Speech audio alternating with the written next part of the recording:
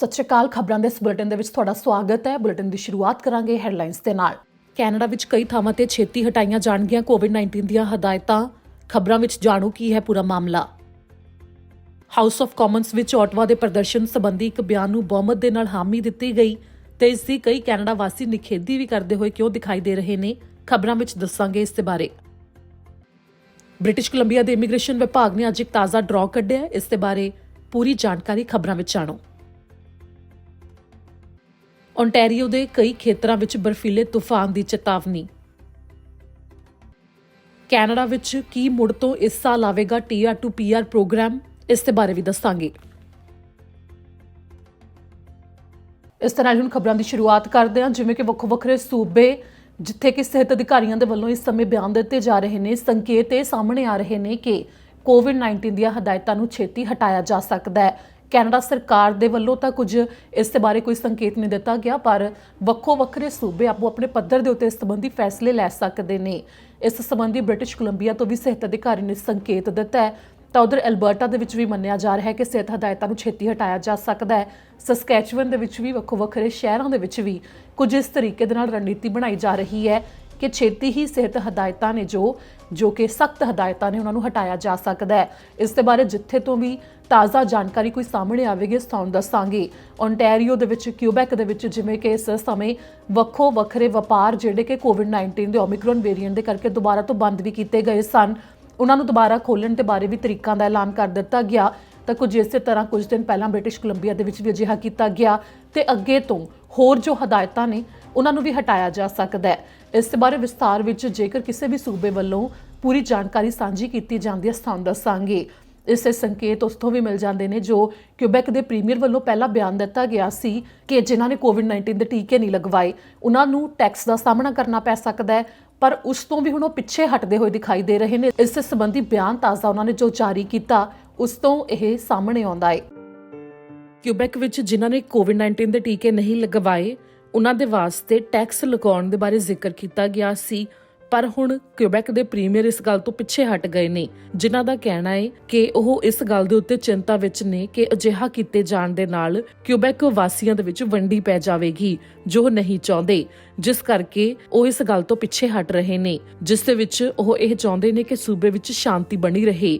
11 ਜਨਵਰੀ ਦੇ ਦਿਨ ਕਿਊਬੈਕ ਦੇ ਪ੍ਰੀਮੀਅਰ ਨੇ ਇਹ ਐਲਾਨ ਕੀਤਾ ਸੀ ਕਿ ਉਹਨਾਂ ਵੱਲੋਂ ਇੱਕ ਰਣਨੀਤੀ ਬਣਾਈ ਜਾ ਰਹੀ ਹੈ, ਜਿਸ ਤੋਂ ਬਾਅਦ ਜਿਨ੍ਹਾਂ ਨੇ ਕੋਵਿਡ-19 ਦੇ ਟੀਕੇ ਨਹੀਂ ਲਗਵਾਏ ਉਹਨਾਂ ਦੇ ਵਾਸਤੇ ਇੱਕ ਟੈਕਸ ਹੋਵੇਗਾ ਤਾਂ ਕਿ ਉਹ ਉਹਨਾਂ ਦੇ ਵਾਸਤੇ ਇੱਕ ਜੁਰਮਾਨੇ ਵਜੋਂ ਹੋਵੇ ਜੋ ਸਿਹਤ ਸਿਸਟਮ ਦੇ ਉੱਤੇ ਉਹਨਾਂ ਦੇ ਬਿਮਾਰ ਹੋਣ ਦੇ ਕਰਕੇ ਬੋਝ ਪੈ ਰਿਹਾ ਹੈ ਉਸ ਦੇ ਕਰਕੇ। ਜਿਸ ਤੋਂ ਬਾਅਦ ਇਹ ਵੀ ਦੱਸਿਆ ਗਿਆ ਹੈ ਕਿ 10% ਤੱਕ ਕਿਊਬੈਕ ਵਾਸੀ ਅਜਿਹੇ ਨੇ ਜਿਨ੍ਹਾਂ ਨੇ ਹੁਣ ਤੱਕ ਕੋਵਿਡ-19 ਦੇ ਟੀਕੇ ਨਹੀਂ ਲਗਵਾਏ। ਕਿਊਬੈਕ ਵਿੱਚ ਕੋਵਿਡ-19 ਦੀਆਂ ਹਦਾਇਤਾਂ ਸਖਤੀ ਦੇ ਨਾਲ ਲਾਗੂ ਕੀਤੀਆਂ ਗਈਆਂ ਸਨ। ਇਸ ਦੌਰਾਨ ਜਦੋਂ ਮੁੜ ਤੋਂ ਕੋਵਿਡ-19 ਦੇ ਮਾਮਲੇ ਵਧੇ ਹੋਏ ਦਿਖਾਈ ਦਿੱਤੇ, ਓਮਿਕਰੋਨ ਵੇਰੀਐਂਟ ਦੇ ਮਾਮਲੇ ਖਾਸ ਤੌਰ ਦੇ ਉੱਤੇ, ਤਾਂ ਰਾਤ ਦੇ ਵਾਸਤੇ ਕਰਫਿਊ ਵੀ ਲਗਾ ਦਿੱਤਾ ਗਿਆ ਸੀ। ਤਾਂ ਉਸ ਤੋਂ ਬਾਅਦ ਹੁਣ ਹਦਾਇਤਾਂ ਵਿੱਚ ਢਿੱਲ ਦੇਣੀ ਵੀ ਸ਼ੁਰੂ ਕਰ ਦਿੱਤੀ ਗਈ ਹੈ। ਤਾਂ ਪ੍ਰੀਮੀਅਰ ਦਾ ਕਹਿਣਾ ਹੈ ਕਿ ਸੂਬੇ ਵਿੱਚ ਜਿਮ ਤੇ ਜੋ ਸਪਾ ਨੇ ਉਹ ਫਰਵਰੀ 14 ਤੋਂ ਖੁੱਲ੍ਹ ਸਕਦੇ ਨੇ, ਜਿਨ੍ਹਾਂ ਦੇ ਬਾਰੇ ਵੀ ਐਲਾਨ ਕੀਤਾ ਗਿਆ। ਤਾਂ ਉਧਰ ਜਿੱਥੇ ਇੱਕ ਪਾਸੇ ਅਧਿਕਾਰੀਆਂ ਦੇ ਵੱਲੋਂ ਕਿਹਾ ਗਿਆ ਕਿ ਸੰਕੇਤ ਨੇ ਕਿ ਕੋਵਿਡ-19 ਦੇ ਹਦਾਇਤਾਂ ਨੂੰ ਹਟਾਇਆ ਜਾ ਸਕਦਾ ਹੈ, ਤਾਂ ਨਾਲ ਦੀ ਨਾਲ ਇਸ ਗੱਲ ਦੇ ਉੱਤੇ ਵੀ ਜ਼ੋਰ ਪਾਇਆ ਜਾ ਰਿਹਾ ਹੈ ਕਿ ਇਹ ਸਿਹਤ ਹਦਾਇਤਾਂ ਜੇਕਰ ਹਟਾਈਆਂ ਜਾਣਗੀਆਂ ਤਾਂ ਹਾਲਾਤ ਦੇ ਮੱਦੇਨਜ਼ਰ, ਨਾ ਕਿ ਜੋ ਇਸ ਸਮੇਂ ਪ੍ਰਦਰਸ਼ਨ ਹੋ ਰਿਹਾ ਹੈ ਉਹਨਾਂ ਮੰਗਾਂ ਨੂੰ ਪੂਰਾ ਕਰਦੇ ਹੋਏ। ਇਸ ਦੇ ਬਾਰੇ ਵੀ ਜ਼ਿਕਰ ਕੀਤਾ ਗਿਆ ਹੈ। ਓਟਵਾ ਦੇ ਵਿੱਚ ਜਿਵੇਂ ਇਸ ਸਮੇਂ ਪ੍ਰਦਰਸ਼ਨ ਚੱਲ ਰਿਹਾ ਹੈ, ਚੌਥਾ ਦਿਨ ਅੱਜ ਜਿਹੜਾ ਪ੍ਰਦਰਸ਼ਨ ਹੋ ਰਿਹਾ ਉਸ ਦਾ ਸੀ, ਜਿੱਥੇ ਕਿ ਕਾਫੀ ਗਿਣਤੀ 'ਚ ਪ੍ਰਦਰਸ਼ਨਕਾਰੀ ਮੌਜੂਦ ਨੇ। ਤਾਂ ਉੱਥੇ ਤੋਂ ਜੋ ਇਹ ਪ੍ਰਦਰਸ਼ਨ ਕਰ ਰਹੇ ਨੇ ਮੁੱਖ ਤੌਰ ਦੇ ਉੱਤੇ ਉਹਨਾਂ ਦੇ ਵੱਲੋਂ ਇੱਥੋਂ ਤੱਕ ਕਹਿ ਦਿੱਤਾ ਗਿਆ ਕਿ ਜਦੋਂ ਤੱਕ ਉਹਨਾਂ ਦੀਆਂ ਮੰਗਾਂ ਮੰਨੀਆਂ ਨਹੀਂ ਜਾਣਗੀਆਂ ਉਹ ਰਾਜਧਾਨੀ ਦੇ ਵਿੱਚ ਕੁਝ ਇਸੇ ਤਰ੍ਹਾਂ ਪ੍ਰਦਰਸ਼ਨ ਕਰਦੇ ਰਹਿਣਗੇ, ਉਸ ਥਾਂ ਨੂੰ ਛੱਡ ਕੇ ਉਹ ਨਹੀਂ ਜਾਣਗੇ, ਜਿਸ ਦੇ ਬਾਰੇ ਉਹਨਾਂ ਨੇ ਕਿਹਾ। ਤਾਂ ਦੂਜੇ ਪਾਸੇ $98 ਲੱਖ ਤੋਂ ਵੱਧ ਗੋਫੰਡਮੀ ਦੇ ਉੱਤੇ ਇਸ ਪ੍ਰਦਰਸ਼ਨ ਦੇ ਵਾਸਤੇ ਫੰਡ ਵੀ ਇਕੱਠਾ ਹੋ ਗਿਆ। ਕੈਨੇਡਾ ਦੀ ਰਾਜਧਾਨੀ ਓਟਵਾ ਵਿੱਚ ਜੋ ਪ੍ਰਦਰਸ਼ਨ ਕੀਤਾ ਜਾ ਰਿਹਾ ਹੈ ਉਸ ਨੂੰ ਚੌਥਾ ਦਿਨ ਹੈ। ਪ੍ਰਦਰਸ਼ਨਕਾਰੀ ਉੱਥੇ ਮੌਜੂਦ ਨੇ ਤੇ ਇਸ ਦੇ ਨਾਲ ਹੀ ਜੋ ਗੋਫੰਡਮੀ ਦੇ ਉੱਤੇ ਇਸ ਪ੍ਰਦਰਸ਼ਨ ਦੇ ਸਮਰਥਨ ਦੇ ਵਿੱਚ ਫੰਡ ਇਕੱਠਾ ਕੀਤਾ ਜਾ ਰਿਹਾ ਹੈ, ਉਸ ਦੇ ਲਈ ਹੁਣ ਤੱਕ $98 ਲੱਖ ਤੋਂ ਵੱਧ ਇਕੱਠੇ ਕੀਤੇ ਜਾ ਚੁੱਕੇ ਨੇ, ਜੋ ਕਿ ਹੁਣ ਤੱਕ ਦਾ ਸਭ ਤੋਂ ਵੱਡਾ ਫੰਡ ਇਕੱਠਾ ਕੀਤਾ ਗਿਆ। ਉਸ ਦੇ ਵਿੱਚ ਦੂਜੇ ਨੰਬਰ ਦੇ ਉੱਤੇ ਆ ਗਿਆ ਕੈਨੇਡਾ ਦੇ ਵਿੱਚ GoFundMe ਦੇ ਵੱਲੋਂ ਸਟੇਟਮੈਂਟ ਜਾਰੀ ਕੀਤੀ ਗਈ ਹੈ, ਜਿਸ ਦੇ ਵਿੱਚ ਦੱਸਿਆ ਗਿਆ ਕਿ ਇਸ ਤੋਂ ਪਹਿਲਾਂ ਜੋ ਹੰਬੋਲਟ ਕ੍ਰੈਸ਼ ਹੋਇਆ ਸੀ ਸਸਕੈਚੁਅਨ ਦੇ ਵਿੱਚ, ਉਸ ਦੇ ਵਾਸਤੇ ਇਸ ਤੋਂ ਜ਼ਿਆਦਾ ਫੰਡ ਇਕੱਠਾ ਕੀਤਾ ਗਿਆ ਸੀ ਤੇ ਉਸ ਤੋਂ ਬਾਅਦ ਇੰਨਾ ਫੰਡ ਹੋਰ ਕਿਸੇ ਵੀ ਗੱਲ ਦੇ ਵਾਸਤੇ ਕੈਨੇਡਾ ਵਿੱਚ ਹਜੇ ਤੱਕ ਇਕੱਠਾ ਨਹੀਂ ਸੀ ਕੀਤਾ ਗਿਆ, ਜੋ ਇਸ ਪ੍ਰਦਰਸ਼ਨ ਦੇ ਵਾਸਤੇ ਹੋ ਗਿਆ ਹੈ। ਜਿਸ ਦੇ ਬਾਰੇ ਦੱਸਿਆ ਗਿਆ ਹੈ ਕਿ ਜੋ ਸ਼ੁਰੂਆਤੀ $10 ਲੱਖ ਦੀ ਇੱਕ ਕਿਸ਼ਤ ਉਹ ਜਾਰੀ ਵੀ ਕਰ ਦਿੱਤੀ ਗਈ ਹੈ ਤੇ ਹੌਲੀ-ਹੌਲੀ ਇਹ ਪੈਸੇ ਜਾਰੀ ਕੀਤੇ ਜਾ ਰਹੇ ਨੇ, ਜੋ ਇਸ ਪ੍ਰਦਰਸ਼ਨ ਨੂੰ ਜਿਨ੍ਹਾਂ ਦੇ ਵੱਲੋਂ ਕਰਵਾਇਆ ਜਾ ਰਿਹਾ ਹੈ ਉਹਨਾਂ ਦੇ ਵੱਲੋਂ ਜ਼ਿੰਮੇਵਾਰੀ ਦੇ ਨਾਲ ਇਸ ਉੱਤੇ ਕੰਮ ਕੀਤਾ ਜਾ ਰਿਹਾ ਹੈ ਤੇ ਇਸ ਦੇ ਬਾਰੇ ਸਵਾਲ ਵੀ ਚੁੱਕੇ ਜਾ ਰਹੇ ਨੇ, ਜੋ ਅਧਿਕਾਰੀਆਂ ਦੇ ਵੱਲੋਂ ਫਿਲਹਾਲ ਉਹਨਾਂ ਦੇ ਨਾਲ ਗੱਲਬਾਤ ਤੋਂ ਵੀ ਇਨਕਾਰ ਕਰ ਦਿੱਤਾ ਗਿਆ ਹੈ ਤੇ ਇਸ ਉੱਤੇ ਜੇਕਰ ਕੋਈ ਹੋਰ ਅਪਡੇਟ ਸਾਹਮਣੇ ਆਉਂਦੀ ਹੈ ਤਾਂ ਤੁਹਾਨੂੰ ਦੱਸਾਂਗੇ। ਜਿਵੇਂ ਕਿ ਇਸ ਸਮੇਂ ਮੰਗਾਂ ਵੀ ਕੀਤੀਆਂ ਜਾ ਰਹੀਆਂ ਨੇ, ਫੰਡ ਵੀ ਵੱਡੇ ਪੱਧਰ ਦੇ ਉੱਤੇ ਇਕੱਠਾ ਹੋਇਆ ਹੈ ਤੇ ਦੂਜੇ ਪਾਸੇ ਓਟਵਾ ਦੇ ਵਿੱਚ ਆਮ ਲੋਕਾਂ ਨੂੰ ਪਰੇਸ਼ਾਨੀ ਹੋ ਰਹੀ ਹੈ। ਇਸ ਦਾ ਦਾਅਵਾ ਕੈਨੇਡਾ ਸਰਕਾਰ ਦੇ ਵੱਲੋਂ ਕੀਤਾ ਜਾ ਰਿਹਾ ਹੈ। ਤਾਂ ਇੱਕ ਪਾਸੇ ਜੋ ਕੱਲ ਵੀ ਤੁਹਾਨੂੰ ਅਸੀਂ ਰਿਪੋਰਟ ਦੇ ਵਿੱਚ ਤਸਵੀਰਾਂ ਦਿਖਾਈਆਂ ਸੀ, ਪ੍ਰਦਰਸ਼ਨਕਾਰੀਆਂ ਦੇ ਵੱਲੋਂ ਦਿਖਾਇਆ ਜਾ ਰਿਹਾ ਹੈ ਵੱਖੋ ਵੱਖਰੀਆਂ ਵੀਡੀਓਜ਼ ਜਾਰੀ ਕਰਕੇ ਕਿ ਉੱਥੋਂ ਦੇ ਲੋਕ ਉਹਨਾਂ ਨੂੰ ਸਮਰਥਨ ਵੀ ਦੇ ਰਹੇ ਨੇ। ਤਾਂ ਹੁਣ ਇਸ ਦੇ ਪਿੱਛੇ ਸੱਚਾਈ ਕੀ ਹੈ, ਉਸ ਦੇ ਉੱਤੇ ਸਵਾਲ ਖੜੇ ਹੁੰਦੇ ਨੇ, ਕਿਉਂਕਿ ਦੋਵੇਂ ਪੱਖਾਂ ਤੋਂ ਇਹ ਤਸਵੀਰਾਂ ਸਾਹਮਣੇ ਆ ਰਹੀਆਂ ਨੇ। ਤਾਂ ਉਧਰ ਜਿਵੇਂ ਕਿ ਹਾਊਸ ਆਫ ਕਾਮਨਸ ਦੇ ਵਿੱਚ ਪਾਰਲੀਮੈਂਟ ਦਾ ਜੋ ਸੈਸ਼ਨ ਚੱਲ ਰਿਹਾ ਹੈ, ਉੱਥੇ ਇਸ ਗੱਲ ਦੀ ਨਿਖੇਧੀ ਕੀਤੀ ਗਈ, ਜੋ ਨਸਲੀ ਨਫ਼ਰਤ ਨਾਲ ਸੰਬੰਧਿਤ ਕੁਝ ਨਿਸ਼ਾਨ ਦਿਖਾਈ ਦਿੱਤੇ ਇਸ ਪ੍ਰਦਰਸ਼ਨ ਦੇ ਦੌਰਾਨ, ਜਿਵੇਂ ਕਿ ਝੰਡੇ ਵੀ ਦਿਖਾਈ ਦਿੱਤੇ। ਤਾਂ ਦੂਜੇ ਪਾਸੇ ਜਿਵੇਂ ਕਿ ਇਸ ਸਮੇਂ ਪਾਰਲੀਮੈਂਟ ਦਾ ਸੈਸ਼ਨ ਚੱਲ ਰਿਹਾ ਹੈ, ਤਾਂ ਉੱਥੇ ਇੱਕ ਬਿਆਨ ਜਾਰੀ ਕੀਤਾ ਗਿਆ ਜਿਸ ਨੂੰ ਬਹੁਮਤ ਦੇ ਨਾਲ ਸਮਰਥਨ ਦਿੱਤਾ ਗਿਆ ਕਿ ਨਿਖੇਧੀ ਕੀਤੀ ਜਾਂਦੀ ਹੈ ਹਾਊਸ ਆਫ ਕਾਮਨਸ ਦੇ ਵੱਲੋਂ। ਜੋ ਇਸ ਸਮੇਂ ਓਟਵਾ ਵਿੱਚ ਪ੍ਰਦਰਸ਼ਨ ਹੋ ਰਿਹਾ ਉਸ ਦੇ ਵਿੱਚ ਨਸਲੀ ਭੇਦਭਾਵ ਸੰਬੰਧੀ ਕਈ ਨਿਸ਼ਾਨ ਦਿਖਾਈ ਦਿੱਤੇ ਨੇ, ਉਸ ਨੂੰ ਲੈ ਕੇ ਤੇ ਨਾਲ ਹੀ ਜੋ ਵੱਖੋ ਵੱਖਰੀਆਂ ਸ਼ਿਕਾਇਤਾਂ ਸਾਹਮਣੇ ਆਈਆਂ ਸਨ ਉਹਨਾਂ ਦਾ ਜ਼ਿਕਰ ਕਰਦੇ ਹੋਏ ਕਿਹਾ ਗਿਆ ਕਿ ਉਹ ਹਾਊਸ ਆਫ ਕਾਮਨਸ ਦੇ ਵੱਲੋਂ ਇਸ ਗੱਲ ਦੀ ਨਿਖੇਧੀ ਕਰਦੇ ਨੇ ਤੇ ਇਸ ਮਤੇ ਨੂੰ ਪਾਸ ਵੀ ਕੀਤਾ ਗਿਆ, ਜਿਸ ਦੇ ਬਾਰੇ ਪ੍ਰਧਾਨ ਮੰਤਰੀ ਜਸਟਿਨ ਟਰੂਡੋ ਨੇ ਵੀ ਖੁਦ ਜਾਣਕਾਰੀ ਦਿੱਤੀ।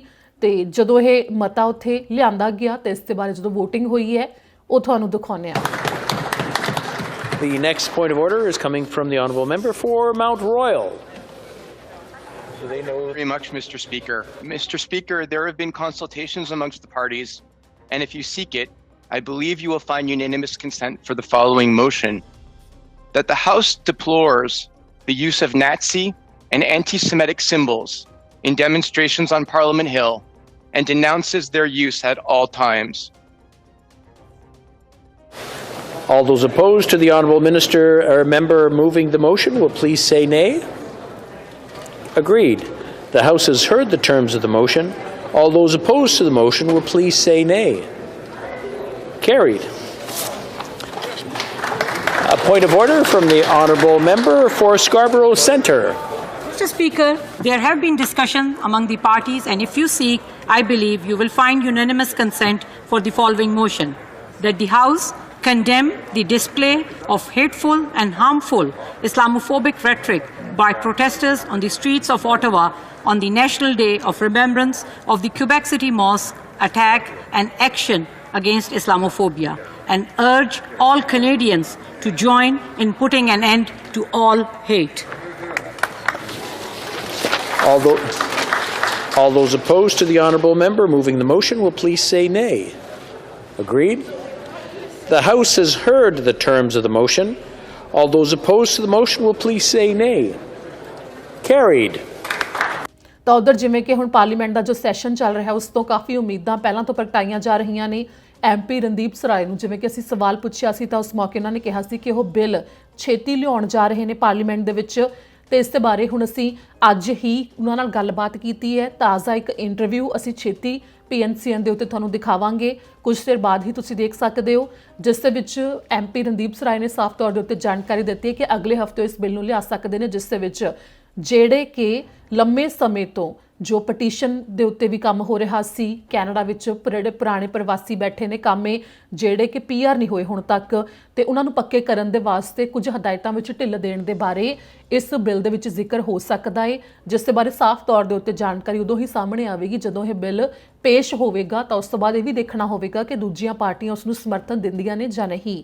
ਤਾਂ ਇਸ ਦੇ ਉੱਤੇ ਵੀ ਜਾਣਕਾਰੀ ਦਿੱਤੀ ਗਈ ਹੈ ਕਿ ਜਦੋਂ ਇਹ ਬਿੱਲ ਜੇਕਰ ਪਾਸ ਹੋ ਜਾਂਦਾ ਹੈ ਤਾਂ ਜਿਵੇਂ ਪਿਛਲੇ ਸਾਲ TR2 PR ਪ੍ਰੋਗਰਾਮ ਲਿਆਂਦਾ ਗਿਆ ਸੀ ਤਾਂ ਕੁਝ ਇਸ ਤਰ੍ਹਾਂ ਦਾ ਹੀ ਪ੍ਰੋਗਰਾਮ ਇਸ ਸਾਲ ਵੀ ਲਿਆਂਦਾ ਜਾ ਸਕਦਾ ਹੈ, ਜਿਸ ਦੇ ਵਿੱਚ ਇਹਨਾਂ ਹਦਾਇਤਾਂ 'ਚ ਢਿੱਲ ਦਿੰਦੇ ਹੋਏ ਉਹਨਾਂ ਨੂੰ ਪੀਆਰ ਦਾ ਮੌਕਾ ਦਿੱਤਾ ਜਾਵੇਗਾ, ਜਿਹੜੇ ਕਿ ਲੰਬੇ ਸਮੇਂ ਤੋਂ ਕੈਨੇਡਾ ਵਿੱਚ ਬੈਠੇ ਨੇ। ਤੇ ਇਸ ਦੇ ਬਾਰੇ ਸਾਰੀ ਜਾਣਕਾਰੀ ਸਾਫ਼ ਤਾਂ ਅਗਲੇ ਹਫ਼ਤੇ ਹੀ ਹੋਵੇਗੀ, ਪਰ ਐਮਪੀ ਰਣਦੀਪ ਸਰਾਏ ਦੇ ਵੱਲੋਂ ਜੋ ਇਹ ਸਾਰੀ ਜਾਣਕਾਰੀ ਦਿੱਤੀ ਗਈ ਹੈ ਕਿ ਇੰਟਰਵਿਊ ਦੇ ਵਿੱਚ ਉਹ ਕੁਝ ਦੇਰ ਬਾਅਦ ਹੀ ਅਸੀਂ PNCN ਦੇ ਪਲੇਟਫਾਰਮ ਦੇ ਉੱਤੇ ਅਪਲੋਡ ਕਰਾਂਗੇ, ਤੁਸੀਂ ਦੇਖ ਸਕੋਗੇ, ਤੇ ਜਿਸ ਦੇ ਵਿੱਚ YouTube ਤੇ Facebook ਦੇ ਉੱਤੇ ਤੁਸੀਂ ਇਸ ਇੰਟਰਵਿਊ ਨੂੰ ਦੇਖ ਸਕੋਗੇ। ਤਾਂ ਉਧਰ ਓਨਟਾਰੀਓ ਦੇ ਦੱਖਣੀ ਹਿੱਸੇ ਵਿੱਚ ਭਾਰੀ ਬਰਫ਼ਬਾਰੀ ਦੇ ਵਾਸਤੇ ਅਗਲੇ ਕੁਝ ਦਿਨ ਦੇ ਦੌਰਾਨ ਲਈ ਚੇਤਾਵਨੀ ਦਿੱਤੀ ਗਈ ਹੈ। ਕੈਨੇਡਾ ਦੇ ਵਾਤਾਵਰਣ ਵਿਭਾਗ ਨੇ ਇਸ ਦੇ ਬਾਰੇ ਜਾਣਕਾਰੀ ਸਾਂਝੀ ਕੀਤੀ ਹੈ। ਦੱਖਣੀ ਓਨਟਾਰੀਓ ਦੇ ਵਾਸਤੇ ਬਰਫੀਲਾ ਤੂਫਾਨ ਤੇ ਕਈ ਦਿਨ ਵਾਸਤੇ ਭਾਰੀ ਬਰਫ਼ਬਾਰੀ ਸੰਬੰਧੀ ਚੇਤਾਵਨੀ ਜਾਰੀ ਕੀਤੀ ਗਈ ਹੈ। ਕੈਨੇਡਾ ਦੇ ਵਾਤਾਵਰਣ ਵਿਭਾਗ ਨੇ ਇਸ ਸੰਬੰਧੀ ਕਈ ਵਾਰ ਚੇਤਾਵਨੀ ਜਾਰੀ ਕਰ ਦਿੱਤੀ ਹੈ ਤੇ ਇਸ ਦੇ ਲਈ ਤਿਆਰੀਆਂ ਕਰਨ ਦੇ ਵਾਸਤੇ ਵੀ ਕਿਹਾ ਜਾ ਰਿਹਾ ਹੈ। ਇਸ ਦੌਰਾਨ ਜਿਸ ਦੇ ਵਿੱਚ ਦੱਸਿਆ ਗਿਆ ਹੈ ਕਿ Niagara Falls, Welland, Saint Catharines, Grimsby, London, Sarnia, Windsor, Hamilton ਇਹ ਖੇਤਰ ਨੇ ਜਿੱਥੇ ਕਿ 30 ਸੈਂਟੀਮੀਟਰ ਤੱਕ ਬਰਫ਼ਬਾਰੀ ਹੋ ਸਕਦੀ ਹੈ ਤੇ GTA ਵਿੱਚ 20 ਸੈਂਟੀਮੀਟਰ ਤੱਕ ਬਰਫ਼ਬਾਰੀ ਹੋਣ ਦੇ ਬਾਰੇ ਦੱਸਿਆ ਗਿਆ ਹੈ। ਇਸ ਦੌਰਾਨ ਦੱਸਿਆ ਗਿਆ ਕਿ ਗ੍ਰੇਟਰ ਟੋਰਾਂਟੋ ਏਰੀਆ ਦੇ ਵਿੱਚ ਜਿਵੇਂ ਕਈ ਖੇਤਰ ਕਿੰਗਸਟਨ ਤੇ ਕਾਰਨਵਾਲ ਇਹਨਾਂ ਵਿੱਚ 10 ਤੋਂ 20 ਸੈਂਟੀਮੀਟਰ ਦੇ ਦਰਮਿਆਨ ਬਰਫ਼ਬਾਰੀ ਹੋ ਸਕਦੀ ਹੈ, ਜੋ ਕਿ ਸ਼ੁੱਕਰਵਾਰ ਤੱਕ ਰਹੇਗੀ। ਬੁੱਧਵਾਰ ਨੂੰ ਇਸ ਦੀ ਸ਼ੁਰੂਆਤ ਹੋ ਸਕਦੀ ਹੈ, ਜੋ ਵਾਤਾਵਰਣ ਵਿਭਾਗ ਨੇ ਇਸ ਦੇ ਬਾਰੇ ਪਹਿਲਾਂ ਤੋਂ ਤਿਆਰ ਰਹਿਣ ਦੇ ਵਾਸਤੇ ਕਿਹਾ ਹੈ। ਜਿਸ ਲਈ ਵੀ ਕਿਹਾ ਗਿਆ ਕਿ ਅੱਜ ਰਾਤ ਨੂੰ ਮੀਂਹ ਦੇ ਨਾਲ ਸ਼ੁਰੂਆਤ ਹੋਵੇਗੀ ਤੇ ਬੁੱਧਵਾਰ ਦੀ ਦੁਪਹਿਰ ਤੱਕ ਜਾਂ ਸ਼ਾਮ ਤੱਕ ਬਰਫ਼ਬਾਰੀ ਦੇ ਵਿੱਚੋਂ ਤਬਦੀਲ ਹੋ ਜਾਵੇਗਾ, ਜਿੱਥੇ ਕਿ ਬਰਫ਼ਬਾਰੀ ਸੰਬੰਧੀ ਲੋਕਾਂ ਨੂੰ ਵੀ ਤਿਆਰ ਰਹਿਣ ਦੇ ਲਈ ਕਿਹਾ ਗਿਆ ਹੈ ਤੇ ਨਾਲ ਹੀ ਤੂਫਾਨ ਦੇ ਵਾਸਤੇ ਵੀ ਪਹਿਲਾਂ ਤੋਂ ਜਾਣਕਾਰੀ ਦੇ ਦਿੱਤੀ ਗਈ ਹੈ। ਜਿਸ ਲਈ ਇਹ ਵੀ ਕਿਹਾ ਜਾ ਰਿਹਾ ਹੈ ਕਿ ਜੋ ਹੋਰ ਸਰਵਿਸਿਜ਼ ਨੇ ਖਾਸ ਤੌਰ ਦੇ ਉੱਤੇ ਪਬਲਿਕ ਟਰਾਂਸਪੋਰਟ ਉਸ ਦੇ ਉੱਤੇ ਵੀ ਇਸਦਾ ਪ੍ਰਭਾਵ ਪੈ ਸਕਦਾ ਹੈ। ਅੱਗੇ ਜਾਣਕਾਰੀ ਜੋ ਇੱਕ ਜਾਨਲੇਵਾ ਮਾਮਲਾ ਸਾਹਮਣੇ ਆਇਆ ਅੱਗ ਲੱਗਣ ਦਾ ਇੱਕ ਘਰ ਨੂੰ।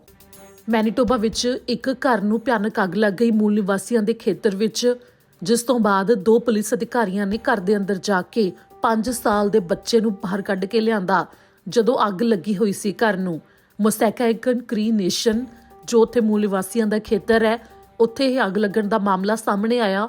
ਜਨਵਰੀ 29 ਨੂੰ ਸ਼ਾਮ ਦੇ 4:25 ਦਾ ਸਮਾਂ ਸੀ ਜਦੋਂ ਪੁਲਿਸ ਅਧਿਕਾਰੀਆਂ ਨੂੰ ਪਤਾ ਲੱਗਿਆ ਕਿ ਉੱਥੇ ਇੱਕ ਘਰ ਨੂੰ ਅੱਗ ਲੱਗੀ ਹੋਈ ਹੈ, ਜਿਸ ਤੋਂ ਬਾਅਦ ਤੁਰੰਤ ਉੱਥੇ ਉਹ ਪਹੁੰਚੇ। ਸਪਰੂਸ ਸਟਰੀਟ ਦੇ ਉੱਤੇ ਭਾਈਚਾਰੇ ਵਿੱਚ ਜੋ ਉੱਥੇ ਡਿਟੈਚਮੈਂਟ ਹੈ, ਉੱਥੇ ਪੁਲਿਸ ਅਧਿਕਾਰੀਆਂ ਨੇ ਦੇਖਿਆ ਕਿ ਉੱਥੇ ਅੱਗ ਲੱਗੀ ਹੋਈ ਸੀ ਤੇ ਉਸੇ ਸਮੇਂ ਮੂਜ਼ਲੇਕ RCMP ਨੇ ਦੱਸਿਆ ਕਿ ਇੱਕ ਔਰਤ ਉੱਥੇ ਆਈ ਜੋ ਕਿ ਦੱਸ ਰਹੀ ਸੀ ਕਿ ਇੱਕ ਬੱਚਾ ਹਜੇ ਵੀ ਘਰ ਦੇ ਅੰਦਰ ਮੌਜੂਦ ਹੈ। ਤਾਂ RCMP ਅਧਿਕਾਰੀ ਤੁਰੰਤ ਉੱਥੇ ਪਹੁੰਚੇ ਤੇ ਉੱਥੇ ਉਹਨਾਂ ਨੇ ਭਾਈਚਾਰੇ ਦੀ ਮਦਦ ਦੇ ਨਾਲ ਘਰ ਦੇ ਅੰਦਰ ਜਾਣ ਦੀ ਕੋਸ਼ਿਸ਼ ਕੀਤੀ, ਪਰ ਉਸ ਸਮੇਂ ਅੱਗ ਕਾਫੀ ਜ਼ਿਆਦਾ ਫੈਲ ਚੁੱਕੀ ਸੀ ਤੇ ਉਹਨਾਂ ਦੇ ਲਈ ਕਾਫੀ ਮੁਸ਼ਕਲ ਹੋ ਰਹੀ ਸੀ। ਜਿਸ ਤੋਂ ਬਾਅਦ ਅਧਿਕਾਰੀਆਂ ਨੇ ਘਰ ਦੀਆਂ ਖਿੜਕੀਆਂ ਨੂੰ ਤੋੜਿਆ ਤੇ ਉਸ ਤੋਂ ਬਾਅਦ ਅੰਦਰ ਜਾ ਕੇ ਉਹ ਬੱਚੇ ਨੂੰ ਬਾਹਰ ਕੱਢ ਕੇ ਲੈ ਕੇ ਆਏ। ਬੱਚੇ ਨੂੰ ਤੁਰੰਤ ਵਿਨੀਪੈਗ ਹਸਪਤਾਲ ਵਿੱਚ ਭਰਤੀ ਕਰਵਾਇਆ ਗਿਆ, ਜਿਸ ਦੀ ਹਾਲਤ ਖਤਰੇ ਤੋਂ ਬਾਹਰ ਹੈ। 2 ਪੁਲਿਸ ਅਧਿਕਾਰੀ ਇਸ ਦੌਰਾਨ ਜਦੋਂ ਬੱਚੇ ਨੂੰ ਅੰਦਰੋਂ ਕੱਢ ਕੇ ਬਾਹਰ ਲਿਆਏ ਤਾਂ ਜ਼ਖਮੀ ਵੀ ਹੋਏ, ਜਿਨ੍ਹਾਂ ਨੂੰ ਥੋੜੇ ਇਲਾਜ ਦੀ ਲੋੜ ਪਈ ਤੇ ਇਸ ਦੇ ਨਾਲ ਹੀ 4 ਹੋਰ ਵਿਅਕਤੀ, ਜਿਨ੍ਹਾਂ ਵਿੱਚ ਇੱਕ ਪੁਰਸ਼, ਇੱਕ ਔਰਤ ਤੇ ਉਹਨਾਂ ਦੇ 2 ਹੋਰ ਬੱਚੇ, ਉਹ ਸੁਰੱਖਿਅਤ ਘਰ ਦੇ ਵਿੱਚੋਂ ਨਿਕਲਣ 'ਚ ਕਾਮਯਾਬ ਰਹੇ ਸਨ, ਜਿਨ੍ਹਾਂ ਨੂੰ ਥੋੜੀਆਂ ਸੱਟਾਂ ਆਈਆਂ ਨੇ। ਜੋ ਇਸ ਸਮੇਂ ਕੈਨੇਡਾ ਭਰ ਵਿੱਚ ਮੌਜੂਦਾ ਹਾਲਾਤ ਬਣੇ ਹੋਏ ਨੇ, ਇੱਥੇ ਜਿਹੜੇ ਪ੍ਰਦਰਸ਼ਨ ਹੋ ਰਹੇ ਨੇ ਉਹ ਸਿਰਫ ਓਟਵਾ ਯਾਨੀ ਕਿ ਰਾਜਧਾਨੀ ਦੇ ਵਿੱਚ ਹੀ ਨਹੀਂ, ਸਗੋਂ ਹੋਰ ਵੀ ਵੱਖੋ ਵੱਖਰੇ ਸ਼ਹਿਰਾਂ ਦੇ ਵਿੱਚ ਹਰ ਵੀਕਐਂਡ ਦੇ ਉੱਤੇ ਖਾਸ ਤੌਰ ਦੇ ਉੱਤੇ ਪ੍ਰਦਰਸ਼ਨ ਕੀਤੇ ਜਾ ਰਹੇ ਨੇ, ਜਿਨ੍ਹਾਂ ਨੂੰ ਸਮਰਥਨ ਦਿੱਤਾ ਜਾ ਰਿਹਾ ਤੇ ਹੌਸਲਾ ਅਫਜ਼ਾਈ ਵੀ ਉਹਨਾਂ ਦੀ ਕੀਤੀ ਜਾ ਰਹੀ ਹੈ ਕੁਝ ਇਸ ਤਰ੍ਹਾਂ। ਤਾਂ ਉਹਨਾਂ ਦੇ ਵੱਲੋਂ ਬੇਸ਼ੱਕ ਦਾਅਵਾ ਕਰ ਦਿੱਤਾ ਗਿਆ ਕਿ ਜਦੋਂ ਤੱਕ ਹਦਾਇਤਾਂ ਨੂੰ ਹਟਾਇਆ ਨਹੀਂ ਜਾਂਦਾ ਉਹ ਉੱਥੇ ਪ੍ਰਦਰਸ਼ਨ ਕਰਨ ਤੋਂ ਨਹੀਂ ਹਟਣਗੇ। ਤਾਂ ਦੂਜੇ ਪਾਸੇ ਕੈਨੇਡਾ ਸਰਕਾਰ ਦੇ ਵੱਲੋਂ ਵੀ ਸਾਫ਼ ਤੌਰ ਦੇ ਉੱਤੇ ਫਿਲਹਾਲ ਤਾਂ ਕਿਹਾ ਜਾ ਰਿਹਾ ਹੈ ਕਿ ਉਹ ਉਹਨਾਂ ਦੇ ਨਾਲ ਕੋਈ ਵੀ ਅੱਗੇ ਗੱਲਬਾਤ ਹੈ ਉਹ ਨਹੀਂ ਕਰਨਗੇ ਤੇ ਉਹਨਾਂ ਦੀਆਂ ਮੰਗਾਂ ਨੂੰ ਨਹੀਂ ਮੰਨਿਆ ਜਾਵੇਗਾ। ਇਸ ਦੇ ਬਾਰੇ ਵੀ ਸਾਫ਼ ਹੀ ਪਹਿਲਾਂ ਤੋਂ ਕਹਿ ਦਿੱਤਾ ਗਿਆ ਹੈ। ਹੁਣ ਦੇਖਣਾ ਹੋਵੇਗਾ ਕਿ ਅੱਗੇ ਇਹ ਪ੍ਰਦਰਸ਼ਨ ਕਿਹੜਾ ਰੂਪ ਧਾਰਦਾ ਹੈ ਤੇ ਜਿਹੜੀ ਵੀ ਤਾਜ਼ਾ ਅਪਡੇਟ ਕੋਈ ਹੋਰ ਇਸ ਦੇ ਉੱਤੇ ਸਾਹਮਣੇ ਆਉਂਦੀ ਹੈ ਸਾਨੂੰ ਦੱਸਾਂਗੇ। ਇਸ ਦੇ ਨਾਲ ਹੀ ਅੱਜ ਦੇ ਇਸ ਬੁਲੇਟਿਨ ਦੇ ਵਿੱਚ ਇੰਨਾ ਹੀ। ਮੈਨੂੰ ਦਿਓ ਇਜਾਜ਼ਤ। ਸਤਿ ਸ਼੍ਰੀ ਅਕਾਲ।